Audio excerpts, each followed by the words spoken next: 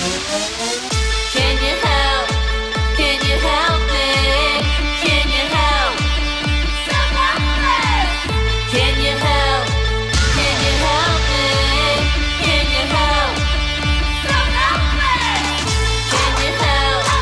Can you help me? Can you help? Self-Helpless! This episode of Self-Helpless is brought to you by Simple Health, convenient and affordable care which provides online birth control prescriptions and delivery. Prescriptions are usually $20, but Simple Health is offering you a prescription for free. Just go to simplehealth.com/helpless and enter the promo code HELPLESS at checkout. This episode of Self-Helpless is also brought to you by Care Of, a monthly subscription service that delivers vitamins and supplements customized for your specific health needs. For 25% off your first Care Of order, visit takecareof.com and enter promo code HELPLESS.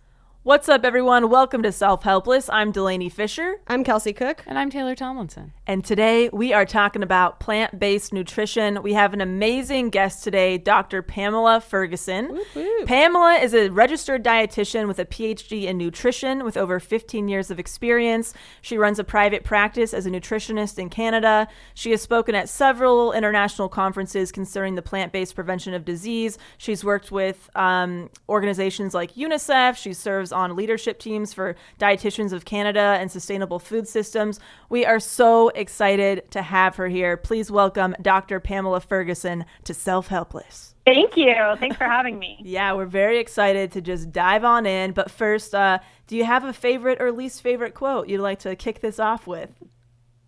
I'm just going to say, eat plants and shine your light. I love it. That's cute. That is simple. super cute.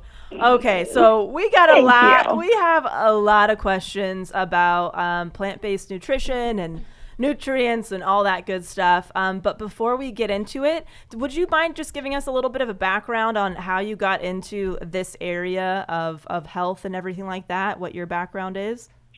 Sure. Well, I'm a registered dietitian. I have a PhD in nutrition, and I really got inspired to get into nutrition because I realized when looking at North America and our most common killers, heart disease, diabetes, cancers, that nutrition is one of the biggest modifiable factors that we have in terms of what we control.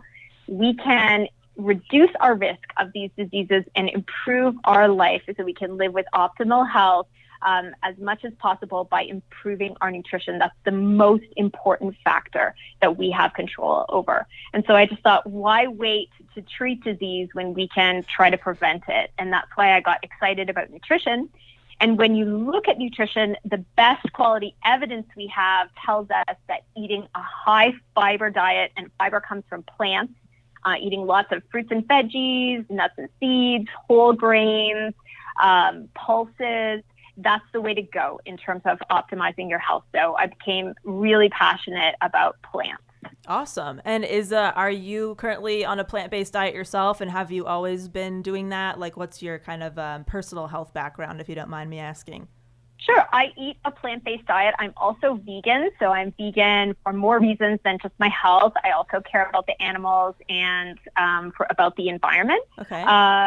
But I haven't always been vegan, definitely. I was vegetarian for a long time. I was omnivore for a while. But I have been vegan for, 6 or 7 years now, and I love it. So I feel great. I have a question. So when you say plant-based, you can be plant-based and not be vegan? Yeah, absolutely. Plant-based really refers to your diet. And for some people who are on a plant-based diet, they may just be kind of predominantly plant-based. They may sometimes eat animal products.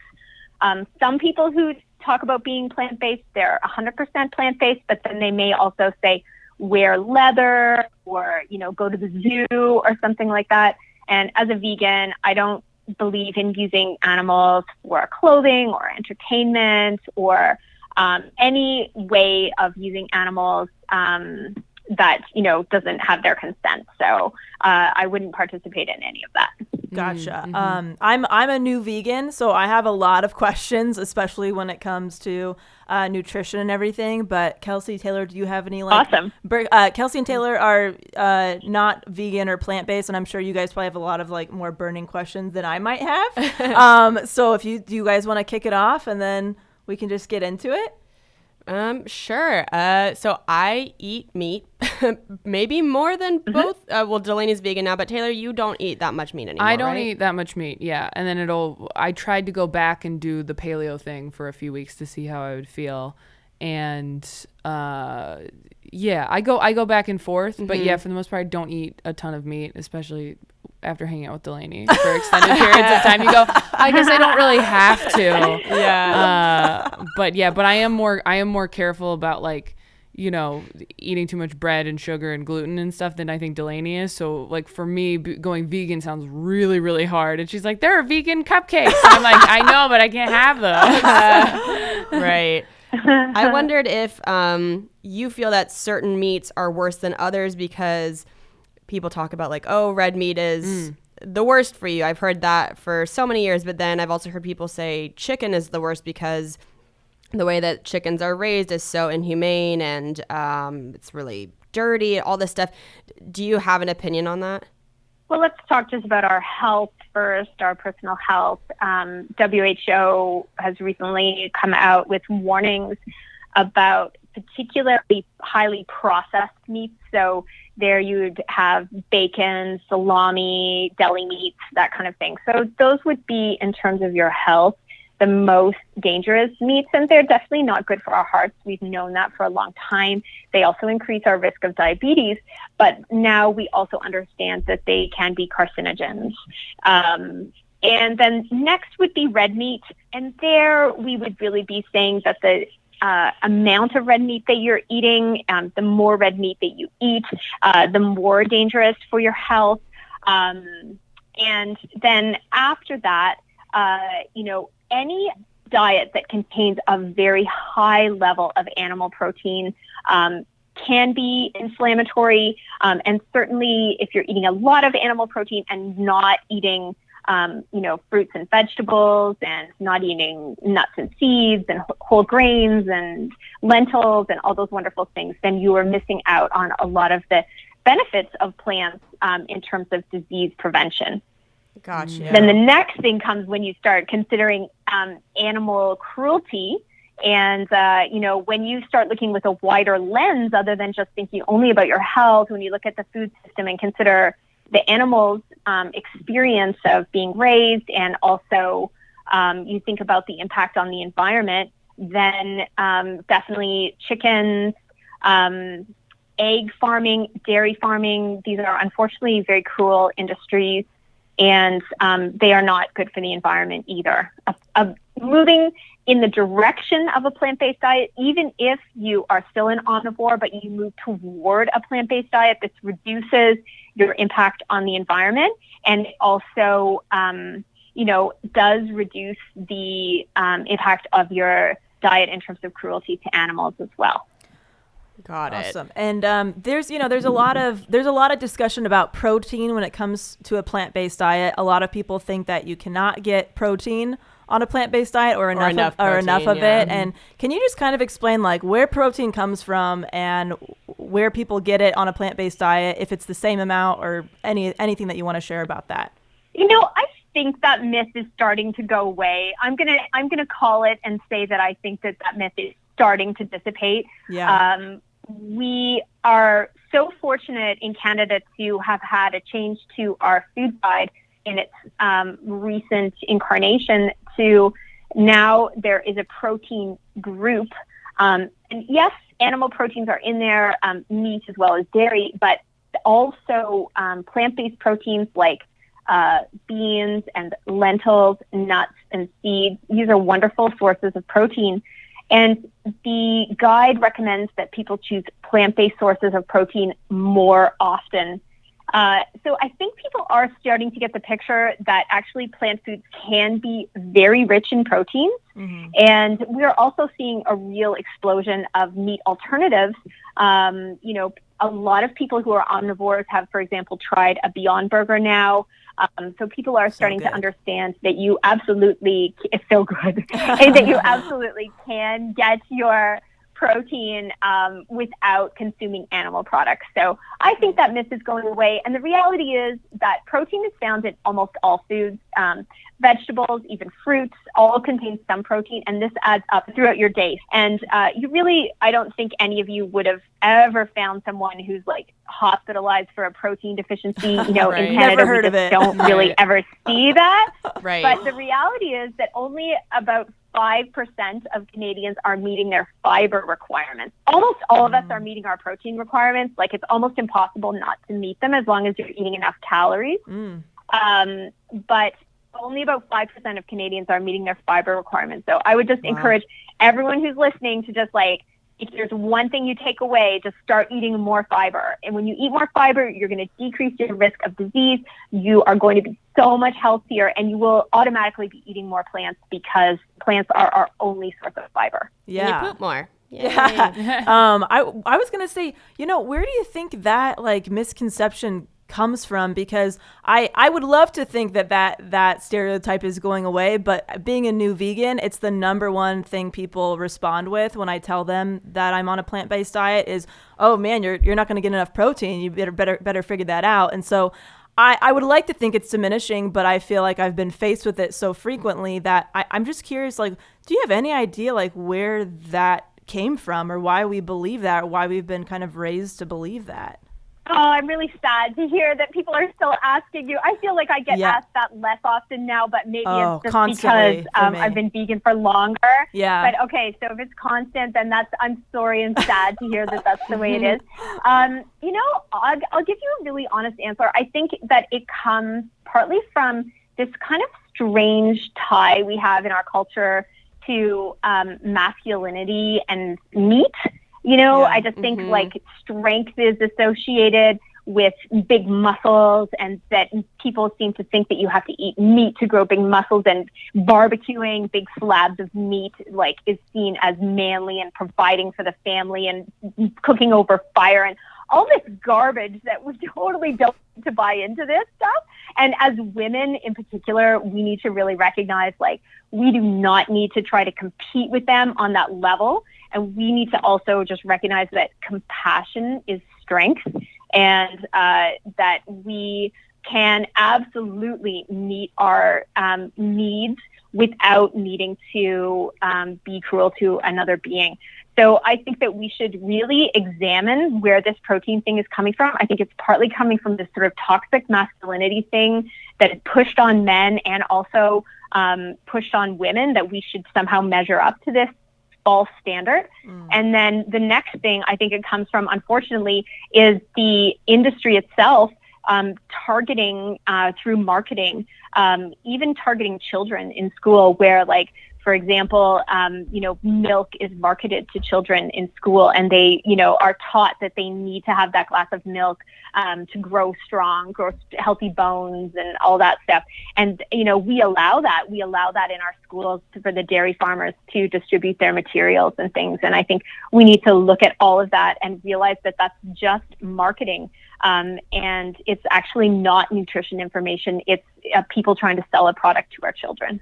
Yeah, calcium's another one where, people think if you're not drinking milk, you're not getting enough calcium. So, like, where do you get calcium on a plant-based diet?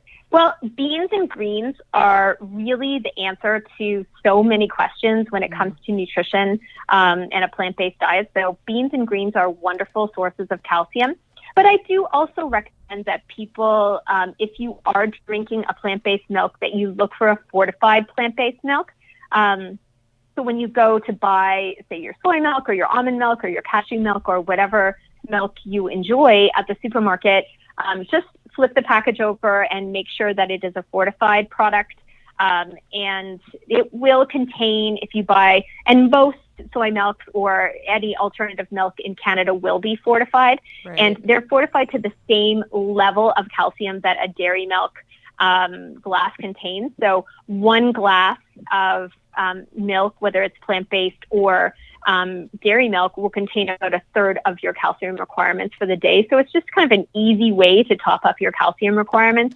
But even if you don't drink plant-based milk, you can definitely meet your calcium requirements just by eating lots of beans and greens and nuts and seeds. Those will be your best sources of calcium. Sweet. Yeah, I've always been impressed with that when I look at my almond milk labels. I'm like, oh, I'm knocking out such a big chunk of calcium just in my morning smoothie. Can you Exactly. Can you That's say right. what the daily requirement is for fiber?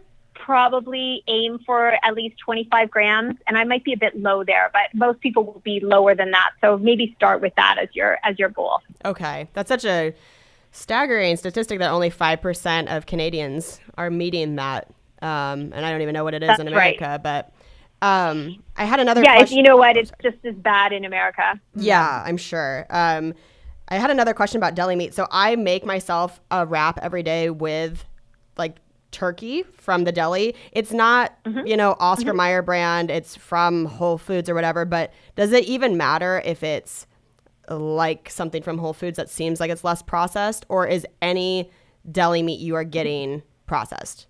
Any deli meat that you're getting is processed, at least somewhat.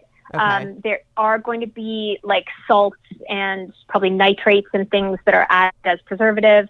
You can go for a less processed option, but yes, any deli meat will be at least somewhat processed. Okay. Dang it. So Taylor? many changes. Taylor, do you have stuff?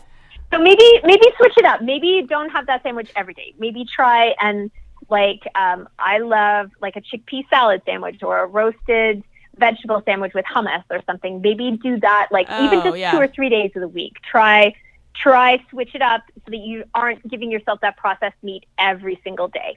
Yeah, no, that's a good idea. Because the dose makes the poison for sure. And I appreciate you approaching it in that way, because I'm sure there's a lot of people there that are like, you have to take it all out now, never eat it ever again. And Right. Thank you for not making me feel like I, need to completely change everything I'm doing. Hey, yeah, well, everyone has to work at their own pace. And, you've developed that habit because you like it and because it's comfortable for you. And so, maybe just experimenting with something else, maybe you'll develop a new habit and then start to move in that direction. So, Yeah, good just point. start and experiment and yeah, exactly. You have to want to do it Yeah. yourself. Dragging my Right. feet a little bit. Yeah, I mean, I guess my question is it all kind of intertwined for you as far as your decision to be plant-based and vegan? I mean, is it the animal cruelty? Is it more so that? Is it more so the health issues that come with consuming animal products?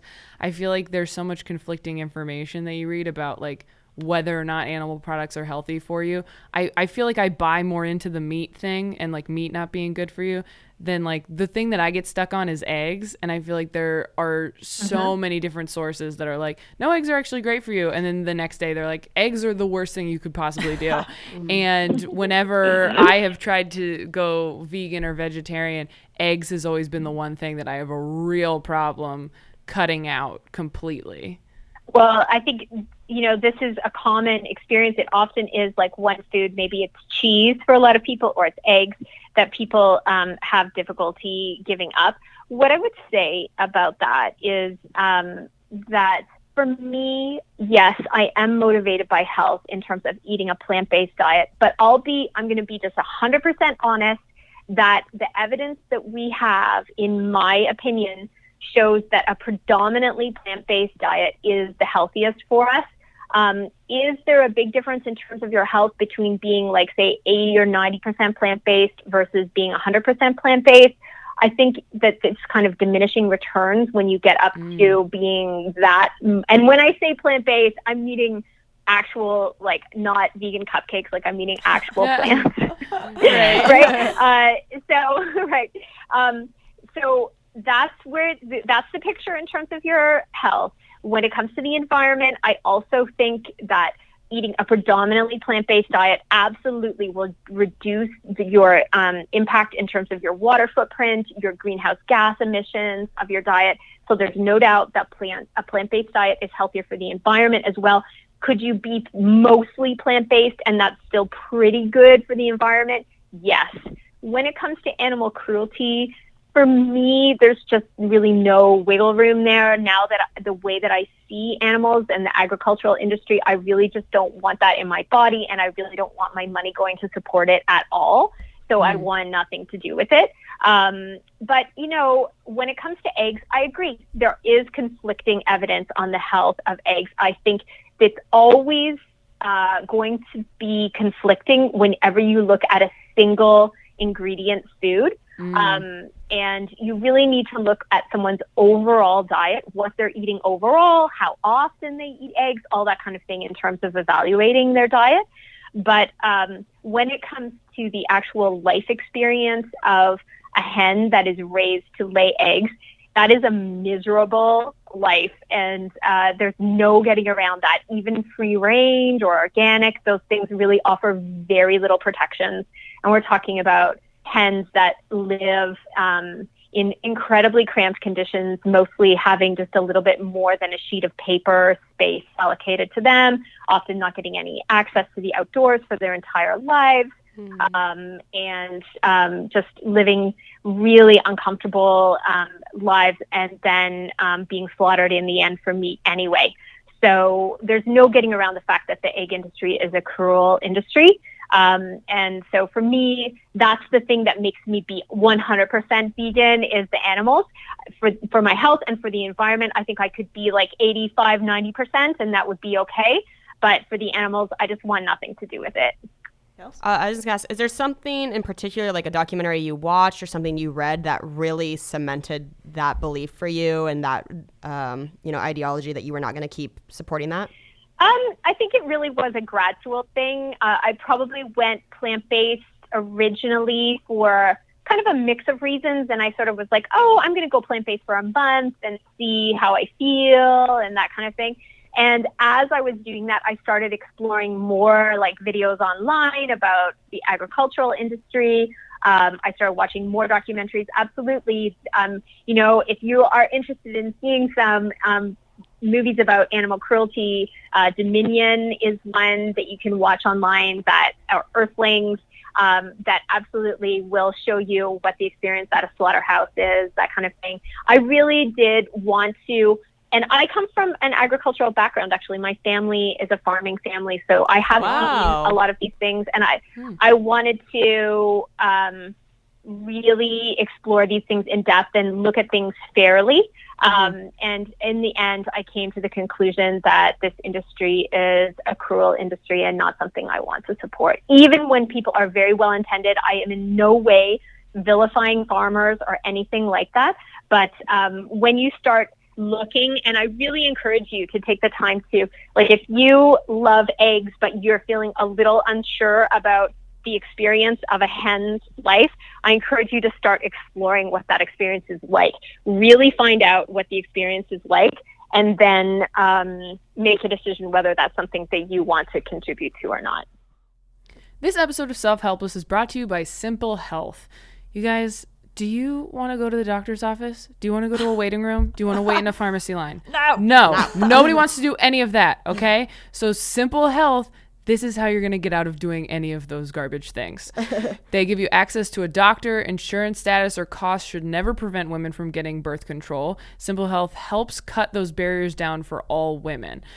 Birth control is a personal choice, and Simple Health believes that it's important to have a discreet and comfortable option for you. They're very reliable. Simple Health only offers trusted brands of birth control. Licensed doctors helped build the product, and they review every patient with rigor and care. And Simple Health doctors can prescribe over 100 brands of the pill as well as the patch or the ring. So if you guys are like, they won't, have the one that I need. I've gone through so many and I know what I need and what doesn't work for me. Simple Health has you covered. They offer affordable care regardless of insurance. This service is not a replacement for routine evaluations by your primary care physician or gynecologist, but it is the most convenient and comfortable way to get your birth control. The prescription is usually $20, but Simple Health is offering you a prescription for free. Just go to simplehealth.com/helpless or enter the promo code HELPLESS at checkout. That's a free prescription when you go to simplehealth.com/helpless or enter promo code HELPLESS at checkout. With summer approaching, make health and wellness a priority again. Care of makes it easy to upgrade your health routine. Care of has a fun online quiz that asks you about your diet, health goals, and lifestyle choices, and takes only 5 minutes to find out your personal, scientifically backed vitamin and supplement recommendations. The individually wrapped vitamin packets are now made from compostable plant-based film, yes, that meet the same safety standards, so your vitamins are kept fresh while now being better for the environment. Oh, I love that so much. Depending on your personalized Care of plan, you'll get daily vitamin packs and or protein powder sent right to your door. It's so cute and customized. The packets even say your name on them. I like anything that's custom, first of all, because not everybody is the same. And for me, I'm always really focusing on my energy level and like my skin health. Those are two of my biggest pain points. And so that's what I wanted to focus on. And I answered all, the quiz to kind of relay that. And they told me exactly what they'd be sending me and why and how it was going to help those two things. And it just was awesome. So for 25% off your first Care of order, visit takecareof.com and enter promo code HELPLESS. That's 25% off your first Care of order when you go to takecareof.com and enter the code HELPLESS at checkout. I'm fascinated that you grew up in a farming family. Like what kind of like farming and stuff background do you and your family have? Like what were you guys? So my father grew up on a dairy farm, although my grandparents sold their quota when I was a very young child, so I don't really remember that part that well. My father still farms that land, but he grows crops now. He doesn't have animals anymore. But my aunt and uncle and cousins are beef farmers. I have very good friends that are dairy farmers, and I am still friends with them and still love them, and they are still my family. Yeah. But I now just see all of that whole thing very differently. Wow, that's so interesting. Because we did an episode recently. We had a guest on who talked about being a vegan, and I'm just curious because we did get a lot of emails or messages from people who do work in the farming industry, but I noticed that the people that were emailing in saying that this is misinformation are working on like small family farms and not like the larger corporations where things are being mass produced. So I'm sure there are differences in how the animals are treated and what's going on. But the ultimate thing is like nobody can deny that animals are being killed for us to eat. And all the evidence suggests that we don't actually need to kill them to get those nutrients. And so why do you think people are still so like upset with bringing this up? Like in your opinion, why do you think there's so much pushback on this concept? Well, listen, we are a country, Canada is a country that was built on agriculture to a large extent. And a lot of us do have family who are farmers, either in the past or currently still. And I just really am, and I hope I've been fair in everything I've said today. I just really encourage each person as an eater to explore what their money is going to support and just make sure that the things that you are buying at the supermarket or if you're going to a restaurant or whatever, make sure that what your money is going to support is something you feel comfortable with. And really take the time to find out what it means. If an animal's raised on a family farm, what does that mean? What is a family farm? How many animals do they have? Do the animals have access to the outdoors? How long do the animals live before they're killed? Things like on a dairy farm, are the male and female calves taken away from their mothers within 48 hours or so after birth, so that they can be so that we can take the milk from the mothers, and the male cows are for the most part raised for veal. These are things that I think a lot of people who drink milk, for example, don't realize about dairy farms.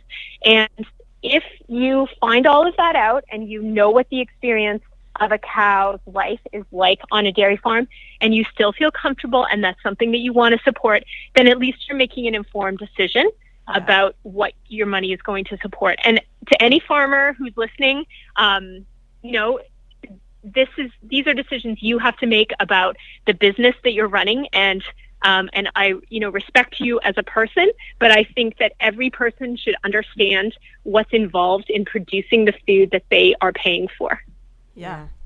Another big thing is B12. Let's talk about B12. People think you can't get B12 on a plant-based diet. I've heard so many differing opinions between take a supplement or you don't need to take a supplement. What is the deal with all that? So B12 is the one thing that I do think that all vegans, anyone who's eating a fully plant-based diet, should be supplementing. There are some foods that are fortified commonly with B12, but B12 will not be found in whole foods on a plant-based diet. Like, it's not contained in beans and greens like almost every other nutrient is, for example. So the thing about B12, though, a lot of people will use that kind of as proof. They'll say, like, well, this proves that it's not a natural diet for humans. But B12 is actually bacterially produced. It's not produced by any animals. Oh. So, people who eat beef, for example, and they're saying, well, I'm getting my B12 from beef, that beef that they're eating, the cow did not produce the B12 that's in those tissues. The B12 comes from bacteria.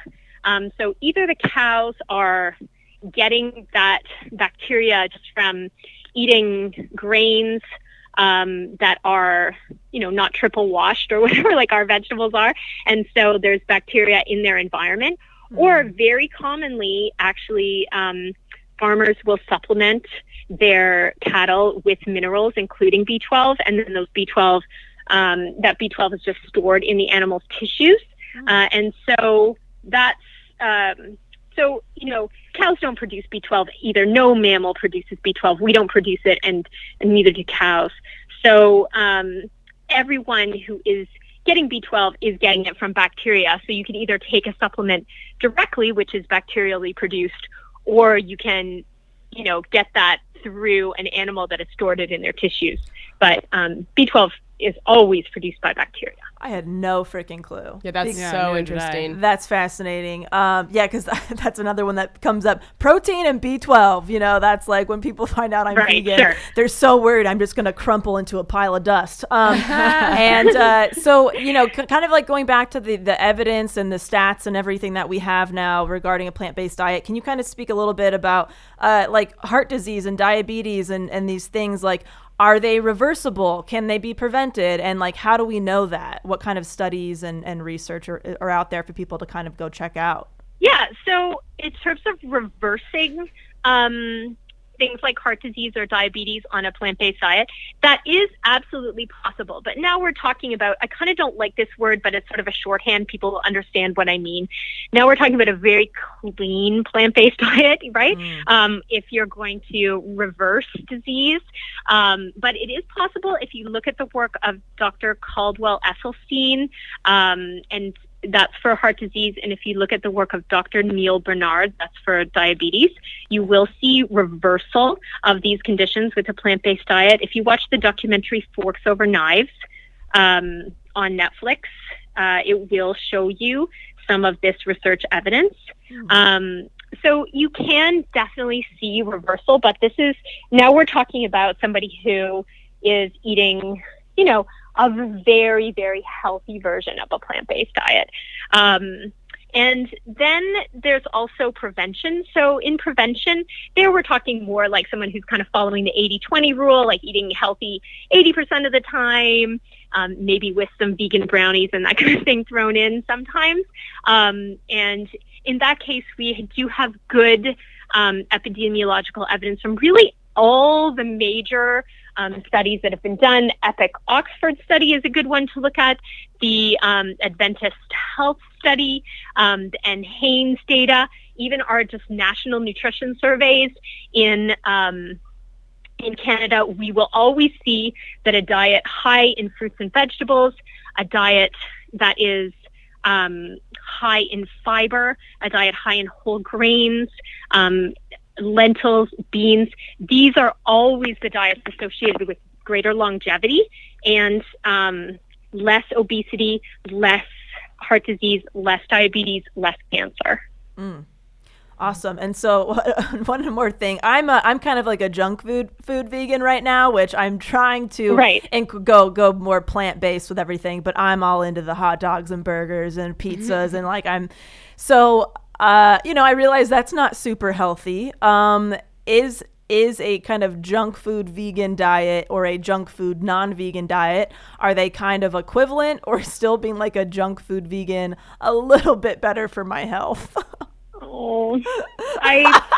I think we don't. I think we don't know enough because Yeah. there isn't enough research on. I don't even like the term junk food vegan. Let's not. But it's sort of like clean eating. It's a shorthand. Everybody Yeah. knows what we're talking about. I'm gonna tell you, this is not the path to health. But you know what? You don't necessarily have to want to be healthy. You're allowed to say, I don't care about that very much, and I just this is the food I enjoy, and this is the way I want to eat. Yes. You know, you don't have a social obligation to eat the healthiest possible diet. Right. But if you are actually interested in your health, then I'm going to say, if it is better, it's only very marginally better. And in some ways, unfortunately, it may not be better. So just if you care about your health, don't do that. Yeah. No, I totally. I needed to hear that. I need some external accountability. Cool. Do you guys have any? No, last you've been things? amazing. Thank you so much for you taking so time to talk much. to us. Thank you so much. Great. Dr. Pamela, Thank where you. where can people find you? And also, like, what, you know, I know we're going to get pushback on this episode, unfortunately. A lot of people listen to this show. It's a sensitive topic. So, like, where can people find you? And also, where can people find, like, the most neutral resources out there to kind of dive into this and make their decision about their health or the environment or animals? In your opinion, go for it. Thank you. Okay, well, you can find me, first of all, on Instagram at drpamela.rd and on Facebook at drpamela.rd. And I have a website at pamelafergusson with 2 S's.com. In terms of finding out about what happens in the agricultural industry, I actually encourage people to look at a wide range of places, look at government websites, look even at industry websites themselves, look at PETA, look at both sides of the issue and decide where you feel the truth is and what your comfort level is. If there are any farms that offer open days close to you, go and visit those farms. And just try to find out, because to me, we don't need to ever exaggerate the realities of what is happening on farms. Just the real truth of what really honestly is happening is enough for me to make most people uncomfortable. Gotcha. Well, thank you so much. We really appreciate it. I've definitely learned a lot today. Yes. Yeah. Thank you so much. And you're the bomb. So hope Thank you. Thanks for having me. And I want to finish up by just saying that just start with whatever, even if it's talking about you moving away from being more a junk food vegan, just start with like whatever you can do. Yes. Even if it's just bringing a fruit snack with you to work or whatever. Like Right. you don't have to.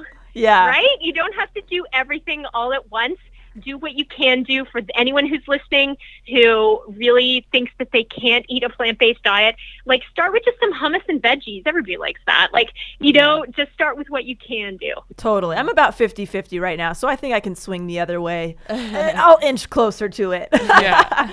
Thank you Thank so you. much. Great. That's perfect. Exactly. Awesome. Well, have a Okay. good rest of the Thank day. you. Thank you. Bye. All right. She was awesome. Dude, I learned a lot. That B12 stuff blew my mind. Yeah. Why don't we know this stuff? I know. What is happening? I've been getting reamed for B12 on and off for the past 5 years Oh my between gosh. being a vegan or whatever, going back and forth. And I should have just looked it up. I mean, that's my bad. Well, That's my bad, people. you would have gotten all kinds of different information. That's true. Good point. That's Good It's point. the internet. It's a garbage fire.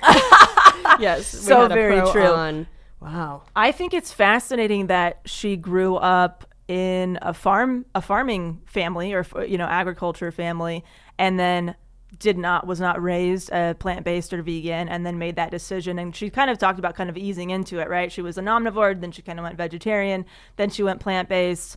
I think it's really, I just think that speaks volumes to, if anybody's going to be sensitive about the topic of Yes. veganism, it's going to be somebody who comes from a farming family. And she says, I'm still friends with all of them. I love them. That's the Yeah. thing. It's like, it's not about making people out to be evil. That's just not what this whole situation is, at least Right. when it comes to me. It's like, okay, I'm trying to do low waste stuff. I'm a minimalist, and my dad works. He produces plastic bottles. Like, you know what I'm saying? Yeah. It's like, Right. it's like, I don't think my dad's a bad dude. Do I want to work for the company? No, like my values are not really matching with that, Right. but I love him. He supported his family that way. He's a great person, but I can look at it objectively. Like, I love my dad. I don't really want more plastic bottles in the universe. Right. But like, you know, that it's his livelihood. You know, if I really needed a job, I would probably work there. But if I have options, I'm probably not going to. Yeah. And, you know, it's not his fault. That's what the market is wanting. Yeah.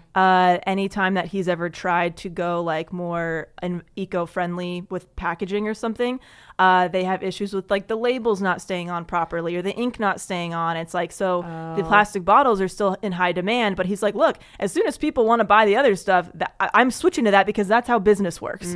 Do you know what I'm saying? It's like, that's just, it's unfortunate. It would be a shift, but like, as long as this is what people are buying, this is what we keep selling Yes. and producing. And so I think it's also important to kind of separate the emotionality out of business, whether it's a dairy business, meat business, whatever you're running, it's a business.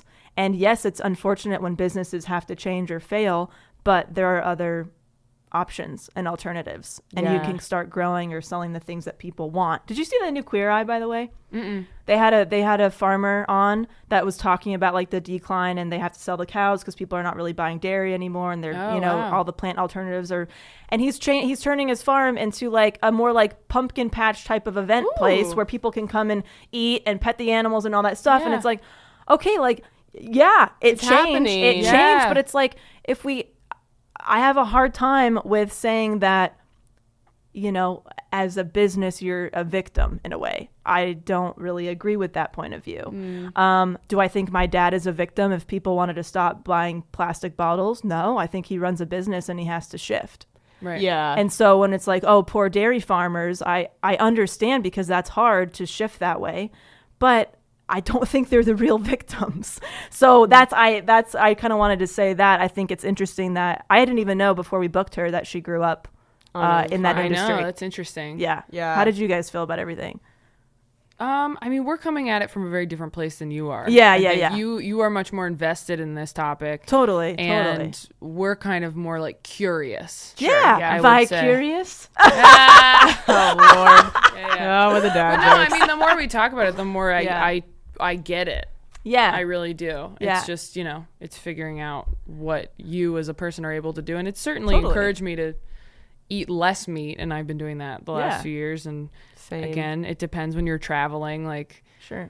you know, if I worked from home, it might be a lot easier for me to go, you know, there's all these kinds of things that I can get. Whole Foods is right there. But when you are traveling, or people who work long hours, or whatever your reasoning is, Sure, you know, accessibility is a big yeah, one. accessibility Totally. and convenience. And so I understand why people are so like, you know, up in arms about it. But also Yeah. at the end of the day, it's like, it's a personal choice. But I mean, all the environment stuff is hard to Yes. disagree with. That's like, Yeah. that's the thing I get stuck on. And I think because you have a lot of questions about the egg stuff or whatever, and the things that I've been hearing about is like, yes, I guess there's nutrients in eggs, but along with the nutrients, there's other stuff that are not as beneficial, and so you can get those nutrients from other places without the negative stuff. That's what I hear about eggs, because I know Okay. that's like a big kind of like pain point for you. Yeah. Is the egg thing. So I don't know. I thought it was fascinating, and you know, again, it's like. There's not really much I can say because I don't feel like getting more hate mail about this. Right. So yeah, I appreciated how not shaming she was. Oh, yeah. She was Totally. so like, do what you can. Yeah. And also, if you don't want to change anything, okay. Like, Yeah. That's your life. That's totally fine. totally. You do you. I really like how she just encouraged us to take any steps that we felt comfortable with. Yeah. And rather than telling me like, oh, I can't believe you still eat deli meat, I can make a change to have a hummus wrap once a week instead, or a roasted Yeah. veggie thing. Yeah. Absolutely. I mean, that's all we can really do here. So and the thing is, like, most of us were not born and raised vegan. We know what Right. it's like to be eating meat and to have that part of our routine and stuff. Yeah. So it's not like all or nothing. Most people don't change overnight and wake up vegan the next day. Right. That's just not usually how it works. There's a lot of things that kind of go into Yeah. play. So All right. You want to do some quick segments? Yeah. And I will say I'm trying to do a little bit of a treat yourself with how I travel. I just had a very hellish flight experience. My flight got delayed like 8 hours. I was in the JFK airport, and then the flight itself back to LA was 7 hours. Just like a really long flight. All these kids around me were screaming and coughing and hacking the whole time, and it was just not pleasant. And I think it's time for me to actually invest in some like nice noise canceling headphones. You know, those expensive Bose ones where I've been like, I don't need it. I've got my own. But just the more I talk with other comics who fly a lot, they're like, do whatever you need to do to make that time in the sky as comfortable as possible. Yeah. Because you're going to have to keep doing it. So why not invest in something like noise canceling headphones, a nice sleep mask. Yeah. I'm using a flimsy one that came for free with a neck pillow. You know, it's just, there's so many things you can do. So part of mine and Kane's wedding gifts were some Amazon gift cards. So I used those yesterday to start buying some new things. I bought some new luggage. Nice. That's nice. Yeah, I've been kind of dragging my feet on investing in that and making myself feel more comfortable. But I'm taking those steps to make it better. Good. Nice. Yeah. I had to treat yourself this week that was born out of necessity, but I canceled a date this weekend. I was supposed to go to Detroit and do like a cool gig, and I just can't. There's a lot of personal stuff going on right now, and I couldn't do it. And I just said to my reps, like, can you let them know I can't come? Yeah. And, you know, I have to be better about doing that. I just have to be better about going like, I can't do this. I can't do this right now. And also I went back to see my psychiatrist this week to get on some stuff. So, you know, everyone's taking care of themselves the best they can. Yeah. I have a good shit / to fuck. I finally tried aerial yoga. Everybody. Whoa. I've gone twice. It is terrifying. I'm kidding. No, I mean, it is kind of, but oh my God, you guys, the first class, I'm thinking this is level 1 intro. No, you go upside down the first class. You are hanging upside down, like suspended in the air. Anyway, so I don't know if you've tried it. Have you guys ever tried it or seen what it is? So it's like you're hanging from like a long sheet or silk or whatever they call it, cloth or whatever. But what's interesting, I didn't know about it. I thought you were just going to be kind of like hanging on this like swing situation. It's actually like 9 feet long to where you can put your whole body inside of it. So for some of the times, like you're like stretching and stuff in this like freaking hanging cocoon situation. And then sometimes you're wrapping it around your body so you can do different moves and stuff. I am terrible at it and I feel so bad for the instructor. But I was like in my cocoon and we're about to like go upside down and you guys, I queefed so loud.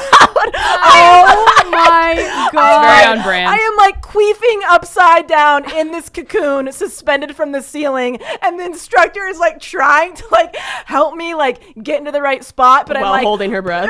I'm like, oh my God, I don't want her to come closer because I don't want her to hear me keep like queefing, but I also really need this help. So I'm just like in the air, about to pass out, queefing upside down in my cocoon. What is Amazing. So yeah, it was definitely interesting. I bought a package of 3 classes because they have like a new client deal. So I have to go at least another time because I've gone twice. I don't know if it's for me, but I'm glad I tried it. Maybe you need to keep like a tampon in when you go, just like silence it. Dude, you know what? I had my my cup in.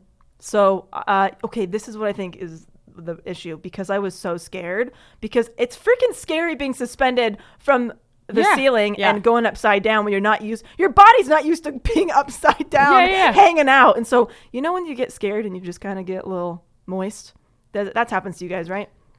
Like no, I don't get wet when I'm afraid. What? Yeah. You don't? Like if you, okay. Fear doesn't get me wet. Sweaty? No, you get like, have you ever been on like a roller coaster and you get off the roller coaster and you're like, oh my God, I'm because you're afraid? I'm scared, and that's why I think what's going on. And so it's just making a lot more noises than usual. Oh my God. It was not my ideal first experience. The second time was a little bit less scary, but Same amount of queefy. But I was so nervous to queef the whole time. So is this like a common I thing did with put you? a tampon in because I'm like, I cannot queef this time. I can't believe so. it. Funny. I don't, because it's a small space and it's like quiet music. So if I queef, everybody hears it. There's 5 of Oh us, my okay? gosh. You guys. Is queefing like a common thing that happens to you? No, that's why I was Only so when you're surprised. nervous? But here's the thing. There's nothing I can do about it because I'm upside down. It's like my Right. legs. Yeah. My legs are like this and I'm queefing. Oh, Delaney. Oh my gosh. It was, listen, I think I will we not should go to all- this class We with should you. all try it together. No. I think you guys would be You're great at really, it. yeah, you're not selling it. Anyway, I don't think I'll be going back to the queef cocoon, but that was my experience. I'm glad I tried it. Now I will never have to wonder if it's for me because it's not. Yeah, there you go. Oh my God. Okay. We love you. You know what it is. Please don't send me hate mail after this episode. Thank you so much. Love you. Bye. You guys, we love you so much. Thank you for supporting Self-Helpless. You can follow us on social media on Instagram and Facebook at Self-Helpless Podcast.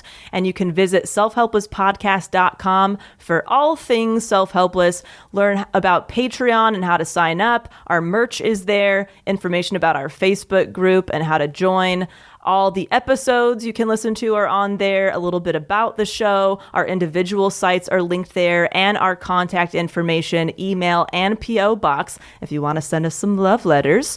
And you can follow us individually as well. I am at Delaney Fisher on Instagram, Facebook, and Twitter, and DelaneyFisher.com, where you can watch my docu-comedy special, Love at First Cousin, for free. And then DicksByDelaney.com if you want to buy some dick mugs. Sweet. I'm at Kelsey Cook Comedy on Instagram, at Kelsey Cook on Twitter, kelseycook.com for all tour dates and merch. And my album, Savor It, is still available to buy on iTunes, and you can watch Wrists of Fury, my foosball web series that has an episode with Taylor and Delaney on the All Things Comedy YouTube channel. And I am at Taylor Tomlinson on Twitter and Instagram, and ttomcomedy.com for my Netflix special and all live tour dates. Sweet. We love you guys. So much. Yeah. Bye. Bye. Can